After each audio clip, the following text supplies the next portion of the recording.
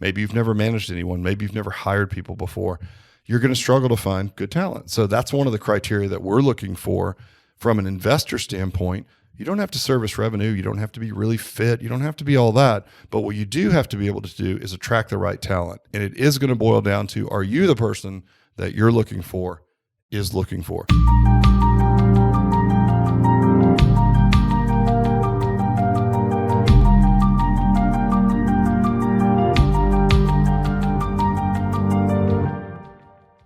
Hello, Matt. Rick, what's going on, man? Happy Friday. Happy Friday. This is out of sorts. We normally do our podcasting on Mondays. I feel like it's been a long time. Have we been busy? You know, I've been doing a lot of stuff you going know. on here.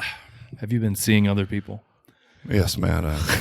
I wanted to tell you on the podcast that I've been seeing others with podcasts. I'm really sorry. It's not you. It's me. Exactly. That's exactly right. I'm gonna let just for if I cough on today's podcast, I apologize right now. Tell me you don't have some. Do you have? I bet I know what you have. What is it? Monkeypox. If you don't test for it, you never had it. Your voice is so weak. I know. That's all I got. That's all I got today. Hello, everyone. It's Matt. Don't make me laugh. It makes it worse. Oh God! Well, this is gonna be. Nobody wants to hear you hack and cough. So get your shit together. You Matt. made me come on here. Get your crap together. I was doing my job. Thank you, everyone. Came in here. Yes, Matt. Let's do this. Okay, let me go. I'm going first because I already forget. I'm All cheating. right, shoot. I finally realized why trees don't have teeth. They're all bark and no bite. It's so bad. That's so bad. All right, what do you got? You know what the proper pronouns for chocolate are? No. Hershey. That's good. I can't tell if you're laughing because your voice is like I can't because I give a regular laugh. It makes me cough. Sounds like a little duck squeak. Oh, Matt's barely holding it together. We work him pretty hard, and his immune system is not that great. As a matter of fact, I'm going to talk shit about Matt for just a second. So I always exaggerate this, but we're going to go with my version of it because it's probably pretty accurate. So a long time ago when Matt started here, he was part-time. This is bullshit. This is a straight up true story. Bullshit. So Matt started working here. He was working as a trainer somewhere else. And back in the day, Matt, it was trial by fire. You had to come in here and prove yourself. So we put Matt on the morning shift, which was like starting training at 5 a.m. So he had to get here at 4:30, which means based on where he lives, he's probably leaving the house at like 3:30. So that's a pretty rough schedule. He did it one day, and then he got shingles, and he was a young man in his 20s. One day on the early shift, he had to quit because he had shingles. Total bullshit. No, It was a full week. Thank you very much. I had a newborn. I was working a split. It wasn't like I was just coming in the morning. Had to train your clients because you didn't want to come in that day. So, I mean, it was a long day. Basically had the company on my back. I mean, look, I don't want you to get stressed because you have a cough already. That could turn into gosh knows what, rickets. I don't know what old people What's get. a rivet? I don't know. It's something in a bridge that holds it together. Like a beetle? That's rickets. You got yourself the rickets. I probably got that, the shingy, the rickets, whatever. You got it all. Anything that people over 80 years old get, Matt's already had it, or he's currently afflicted with it. Have you ever had shingles? Yeah, I did have it once. I mean, man, like that shit hurts. I know. It's a chickenpox virus, essentially, just remanifested as this. Can kids get shingles now? I don't think so, right? No. Because you don't get chickenpox unless you don't get the vaccine. Yeah. I'm not sure. Now you can get a vaccine for shingles. I'm like, you can get vaccinated for everything these days. Do I need to get that too? God, how many vaccines do I got to get? Well, of all people, I know you need every vaccine that they make. I saw one for HPV. You might want to think about getting that. I don't care if you're married or not. Shit. If somebody can catch it through like air, through the air and from contact on the desk, it's Matt. I do get some weird shit. You did. I had double pink eye. What was the one? We do have two eyes. How do you get double pink eye? I mean like both eyes. Okay. What's like bacterial where you can't there's nothing you can take? Bacterial meningitis? The one that kills you? No. All right, what are we talking about today? Oh, it's Friday, folks. We're not even drinking, but we should be. So it's about lunchtime as well. So here's what we're going to talk about. Sorry for the long intro, but yeah, we have to indulge ourselves a bit. It can't be all business, right? It's our fourth core value. Yes. Humor with a little crazy. Actually, it's our third, but it's one of the five. What we're going to talk about today is what makes an ideal candidate for Alloy as an investor and or operator. So we can actually talk about both positions. That's a question that candidates ask me, like, am I a good? Don't start. Do it. Yeah. Matt has sworn us off of ever saying, I've been getting this question a lot lately, and then answering it because everyone says that. But it's a question that I had yesterday on a call from candidates. What are you looking for? Who makes an ideal Alloy candidate? So I thought we could talk about it today, and that way people can listen in and understand if they're going to be a good fit. Yeah, well, who is it? Who we want? Well, I think we're going to go back to the principle that you and I have talked about a million times, which is, are you the person that you're looking for is looking for? Here's what I mean by that. If you're the investor and you plan to be, let's say, semi-absentee, because we already talked about it, there's no business that's fully absentee. That's ridiculous, right? That's an investment. Go invest in multifamily housing, or put your money in the stock market if you want completely passive investing, right? That type Bitcoin. of idea. Is that good right now? It's amazing, right? Yeah, high stakes gambling. I think you'd be all over that. Put all your money in that, didn't you? All of it. Yeah. That's good. You and Jake Paul. Is that 5 a.m. shift still open? My Bitcoin is not quite working out. Can I come back at 5 a.m.? I'm willing to work with shingles. That's good because you're going to have them. So, what makes the ideal investor is someone who's built of the right things and who has the right energy that they put out into the world that can attract good talent. Because most of the folks that we're getting in are buying 3 to 6 locations. They are planning to, lend bandwidth to the business, meaning they'll handle all the business functions, back office, payroll, all that, and that's what we would expect. They may not be in the gym, in the facility, servicing revenue, but they're going to need to attract someone who is that person, right? Sure, yeah. So it means, and I'll just give you a couple of scenarios that we've seen. We had someone that was a good candidate in the sense that they financially qualified and they have a personal interest in fitness. But we do something called a CEO call as part of our sales process. And it's a way for them to get their questions answered from the founder, and a way for me to sort of vet them before we have them out to what we call confirmation day, which is the final step in the process where we break bread and really get to know each other, right? And I had an individual on the phone, great guy. And so he said, my biggest concern is that I won't be able to attract the type of talent that's needed to run a good fitness facility.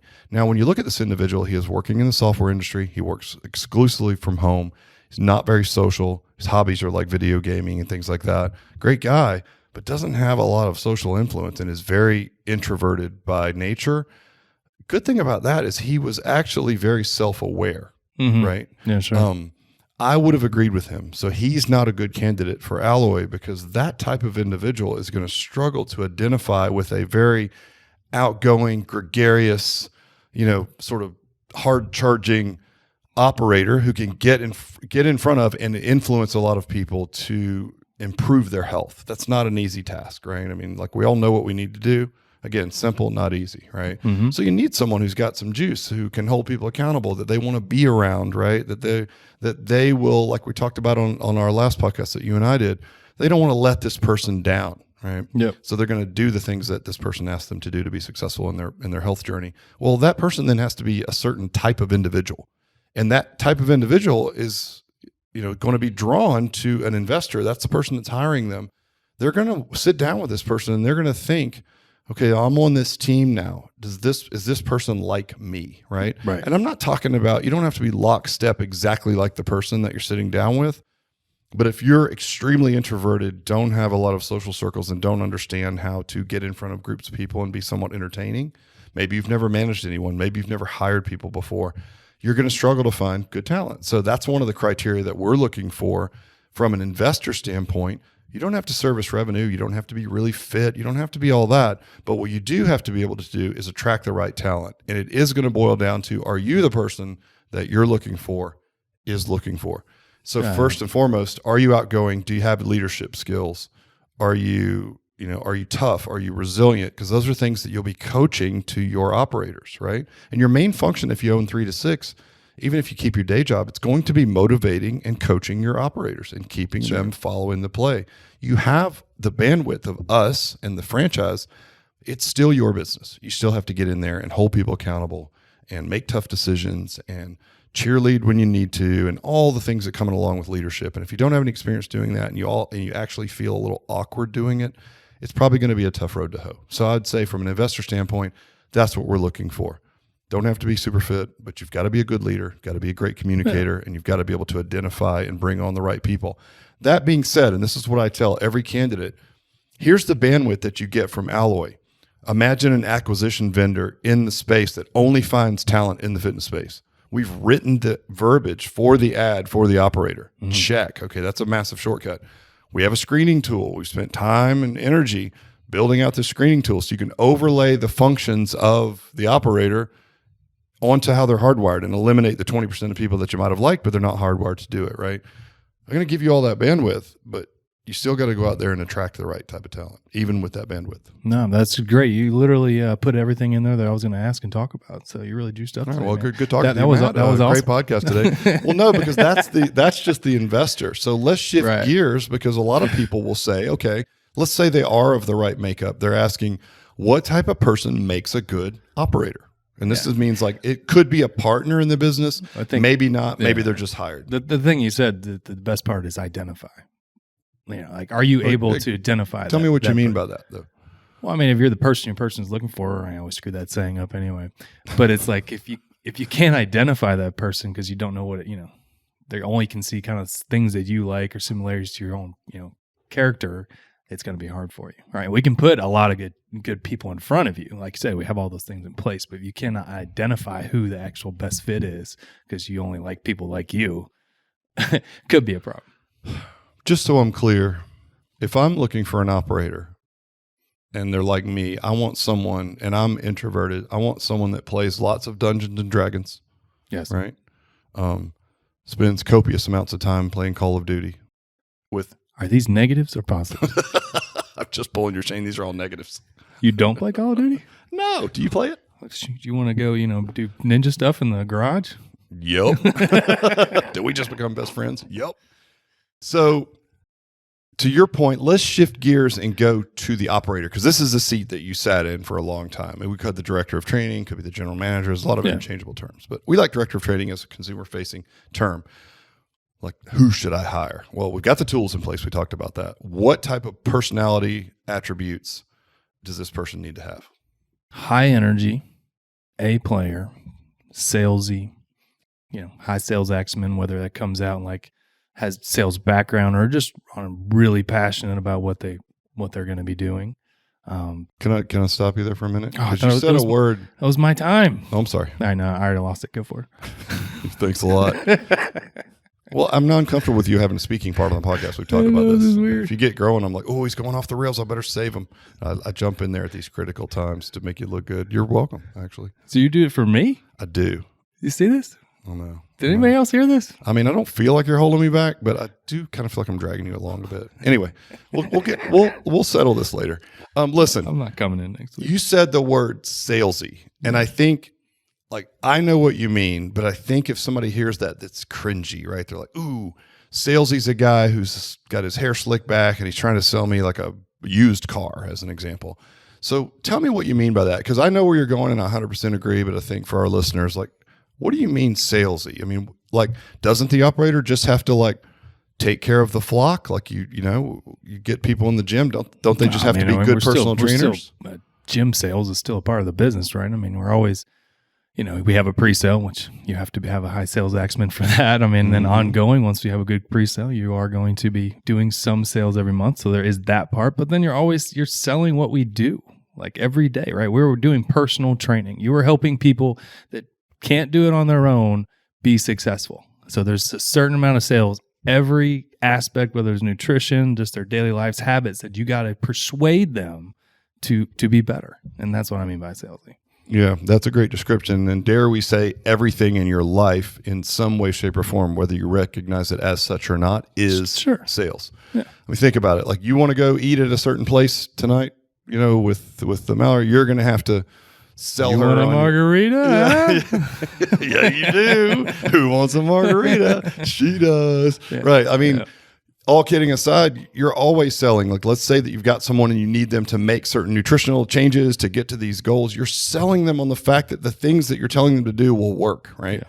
You're always selling. So salesy is not a derogatory term, you guys, whether you like it or not. Even in the scenario of the hunter and the gardener, which I'll describe, the gardener still has to be selling at all times. You're either selling people on habit change, selling them to stay, selling them to change their nutrition, a million and one things all the time. Yeah. And so in the hunter-gardener scenario, there's different phases of opening a business. One of those phases is you do need to be a hunter. And in this case, that means you eat what you kill. You're going to have to leave the garden every now and then and go out and kill stuff. Well, telephone sales during a pre-sale is not for wimps. You have to be salesy. It's really just effort. It's that 4-letter word that no one wants to talk about called work, where you have to like double down. You can't be you're scared of hearing no's. You're going to get some of those. As a matter of fact, it should be a goal to get enough to get yeses. We have KPIs on what percentages should be closed, but it's going to be your relentless pursuit of that. Certainly during the pre-sale, that's the time when we have the most bandwidth. We need you to leave the garden and be a hunter. Now, once the folks are over the fence and you're going to plant these things and you're going to take care of them long time, now you're a gardener. So it is a bit of a unique skill set where you have to both able to be a hunter, which is that sales acumen, high sales at the start, but to your point, still selling later on. Later, care, gardening, that type of thing. They don't care what you know until they know that you care, right? Yeah. But I think you can do both. And when you frame sales as just influence, that's all that you're doing. Sure. It's not a bad word. It's not a derogatory term. It's not tricks and things like that. It's showing up in people's lives, caring enough to have hard conversations, and getting them to do the things that you need to do. Right. So, are we selling like crack or something? We're not selling like good quality personal training, health stuff. It's not that bad, right? Yeah. So what you're saying, hold on. What you're saying is if we actually influence someone to buy our service, it could improve their life a little bit. How dare you? What? Sales is a dirty word, man. Right. I would never do that. But case in point, you always laugh. Oh, geez, heaven forbid you push someone a little bit, right? And they actually take action and end up changing their life for the better. Is that not worth the effort? Well, that's why somebody gets a personal trainer. It's that. Everybody's stereotypical look at personal trainers. Their relentless effort to make you better kind of thing, right? And it's not easy. I mean, there's a lot of facets of that have to do with stress and sleep and nutrition and exercise and all the things that go into it. And you're walking alongside someone in that journey, and it's got peaks and valleys in it. I mean, our average stay is 3 years. You think somebody's going to be on their game perfectly for 3 years? That's not going to happen. So you're going to need to manage throughout that time. But in that management of those peaks and valleys are a lot of air quotes sales. Mm-hmm. Right? Because they're like, oh, I don't know if this is working for me. Well, they just got back from a trip eating their way through Italy, right? They gained 12 pounds. Now their joints hurt because they're inflamed because they've been drinking every night, right? And for some reason, the one thing they want to let go of is the one thing that makes them feel better, which is exercise. And that's just a natural inclination. It's your job then to point out the obvious and sell them, air quotes again, on the fact that this is exactly what they need to do. You need to move more. We need to get you back on track. You're going to be fine. It worked before. It'll work now. Yep. You're just not doing it, right? Period. Mm-hmm. So that's the kind of sales that we're talking about. And so if I was asking you, Matt, if there was, again, who is my operator? Do I just need someone who's a really good personal trainer or like that's really good with care? Or do I need someone who's good at sales? What would you say? Well, ideally, I'd have a little bit of both, but I'm probably going to lean more towards sales. Would you agree that the person that's good at sales is also going to be good at care if they just care about people? Yes. You're like, I think so. I don't know what you could see Matt's face. What did you just say? What did you just say? Keep up, Matt. You care, good at care. Mucinex is not treating you right today. No. A little loopy. Yeah, you are. I like it, actually. I like loopy Matt. What I'm saying is if, in fact, that person is good at sales and if they just care about the people in front of them, that sales acumen will carry them through those tough conversations and those peaks and valleys. I mean, I always say this about you, and I always tell people that, I always point out to Rick that he's always selling even when he doesn't know he's doing it. But it's not a sales thing. It's you're passionate about helping people, and it just comes out wherever that needs to be, whether it's like about working out or their nutrition or something like that. You don't even know you're doing it, but you've probably, you've sold them on working out in the gym, or they ended up walking to the front or buying supplements, and you didn't even know it. You did that. Yeah, well, true. And I think but it comes back to what you said. It's like, I have a real passion for helping people. Right. I don't even care what the vehicle is, right? Like, I mean, Matt also teases me a lot, you guys, is we do a lot of it's my only job. Right. I know. He's really good at it, by the way. He's a pro. And I'm an easy target, but I've connect a lot of people. So like I was on the app discussion the other night with Farhad from Trainerize, and I was like, that I sold your app. Like I put that deal together, right? Yeah. And I connect people to friends, and they buy their businesses. And I mean, that's what I do. But it's like, I have a passion for helping people, even in that regard, right?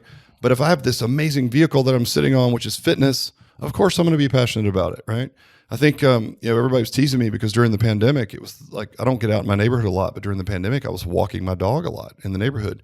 And man, we filled the gym up with just neighbors, right? Because if I would run into somebody and they would ask me about it, I'm just gushing. Can't help himself. I'm gushing like, passion about what we do because I want to help the person that's standing in front of me. So I think we do can you do walk around your neighborhood with your shirt off? I do. Speedo? Yeah. Depends on the weather. American flag? Yep, American flag Speedo for sure. I mean, America. But yeah, and cowboy boots. And cowboy boots? Mm-hmm. It's a good look. I don't want to get bit by a snake, so I wear high boots. You look like the guy in New York City. Yeah. I was that cowboy guy who stands out in his underwear and sings. I could do that job. That's actually what I want to do. I want to build the franchise. I'm going to sell out. I'm going to move to New York and sing songs in my underwear. Oh, boy. Write it life down. Goals. Write it down. # life goals. So sales first in this position, right? So the investor needs to be the right makeup to attract the right person. You need someone with a strong personality, high energy, that's not afraid to hear no. And the reason that they won't be afraid, you guys, is they have so much passion for helping people, and they're sitting on this amazing vehicle, which is Alloy, to help people. They are going to push. I'll give you an example of that, which is Rami, who is our Dunwoody licensee, who sold nearly 150 memberships during pre-sale. Yep. We were visiting with an investment group that recently purchased 3 locations from us in Atlanta. And one of the people in the investor group said, I live near that club. I wanted you to know that I reached out.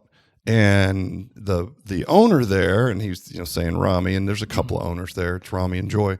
But he said, he called me 5 times and he texted me at least 5 times. And I was like, oh, that's cool. I go, and so I asked, right? And this will be good for everyone to hear. Were you offended by that? Did you feel like you were being bothered? He's like, no, not at all. He's got a great sense of humor. He always remembered my goals, right?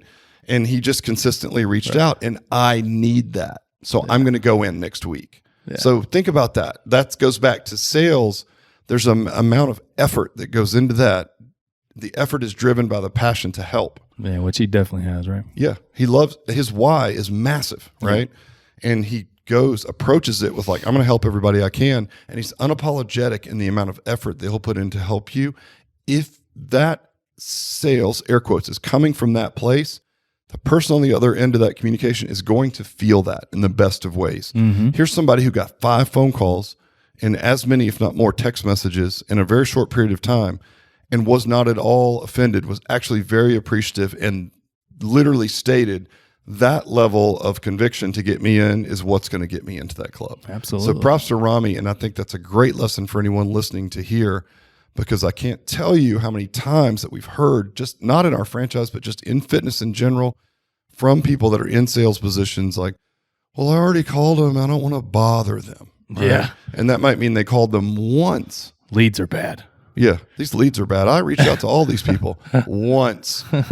5 calls, 5 text messages. And by the way, he's using our software, which allows you to leverage it. You can send out group messages to anybody that you haven't talked to, or these cold leads, or this or that. Yeah. Easy to batch them, easy to message them. It's just effort. But he's got a ridiculously gregarious personality. He's driven by passion to help people. Mm-hmm. There's no tricks. There's really not. Mm-hmm. I mean, there's a couple little tricks of the trade that we're going to teach you. It's not that. It's passion. It's energy. Mm-hmm. And the person on the other end is going to feel and know immediately that your main objective is to help them, and they will do anything to do that. Yeah. So sales first, but I hope that helps you guys understand that's who you're looking for as an operator in an Alloy facility, or if you just have a fitness facility, you're looking for like a director of training, that's who you want. And they are going to be selling 24/7 to get people to move to join their mission, to do the things they need to do. talk them off the ledge later when they go a little sideways, and believe me, they will. To sell them that they need to bring their friends or their husband in because you have a passion to help everybody in their family as well. All those things are going to add up to essentially what look like sales, but it's just going to be care at the end of the day. So you're going to be both a gardener and a hunter at the same time. Cool. Anything to add? I mean, would you agree with that? Because you did sit in that seat forever. 100%. Yep. Nailed it. You saved the podcast today. I think it was going off the rails. I mean, duh. I mean, no, 100% I agree on everything. That's great. Matt. I'm just trying not to cough over here. So, hey, listen, we'll prop Matt right now for his just effort to get to the podcast while having both shingles, rickets, rivets. Rivets, which is also that's a brand new thing. Only Matt can catch that, by the way, and all the other diseases that you typically don't get till you're over the age of 85. So, Matt, props to you for being here. Let's hope that this doesn't tank you. All the effort you've put in today. For 12 years, I've had all the illnesses of lifetime. He really has. And listen, I hope that helps you guys. And hopefully it'll be just a smidge less ridiculous next time, but I doubt it. See you guys later. Peace.